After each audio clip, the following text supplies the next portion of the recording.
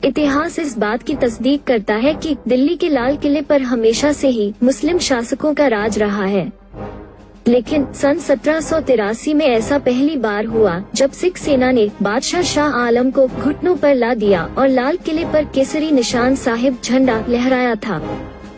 वाकया कुछ ऐसा था कि इससे पहले दिल्ली में कई सिख गुरुओं को शहीद किया गया था, लेकिन उन जगहों पर न तो कोई गुरुद्वारा बनाया गया और न ही सिखों को इसका अधिकार दिया गया।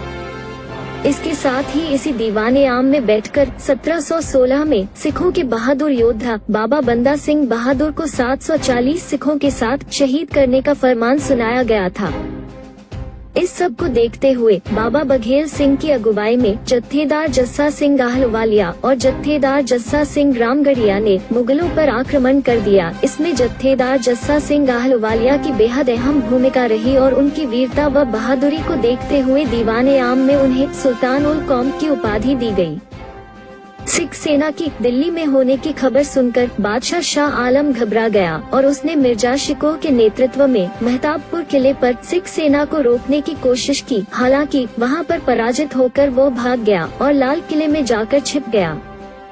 उसके बाद 9 मार्च को फजल अली खां ने भी सिखों को रोकने का असफल प्रयास किया। इसके बाद वाहे गुरु जी का खालसा वाहे गुरु जी की फतह के उद्घोष के साथ सिख सेना लाल किले की ओर बढ़ी और दूसरी तरफ अजमेरी गेट पर तैनात सिख सेना ने शहर पर आक्रमण कर दिया। मुगल सेना युद्ध करने की बजाय छिप गई। 11 मार्च को सिख सेना लाहौरी गेट और मीना बाजार को पार करती हुई लाल किले के दीवाने आम पहुंच गई और वहां कब्जा कर लिया।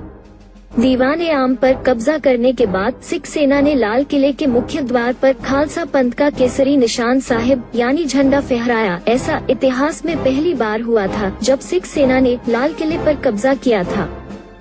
यहाँ पर एक और बात देखने वाली है कि सिखों ने कब्जा करके भी दिल्ली पर कब्जा न किया। कहते हैं कि जब शाह आलम ने देखा कि सिखों ने दीवाने आम पर कब्जा कर लिया है तो वो अपने वकील रामदयाल और बेगम समरू के साथ अपने जीवन की भीख मांगने लगा।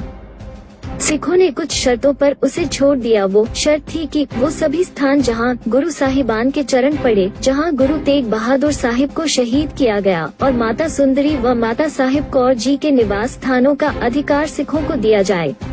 और साथ ही में बादशाह शाह आलम को कहा कि वो 7 स्थानों पर गुरुद्वारा साहिबान के निर्माण के आदेश जारी करे। गुरुद्वारों के निर्माण तथा अन्य खर्चों की पूर्ति के लिए कर की वसूली में से 6 आने प्रति रुपया उन्हें दिया जाए और जब तक गुरुद्वारों का निर्माण पूरा नहीं हो जाता तब तक 4000 सिख सैनिक दिल्ली में ही रहेंगे।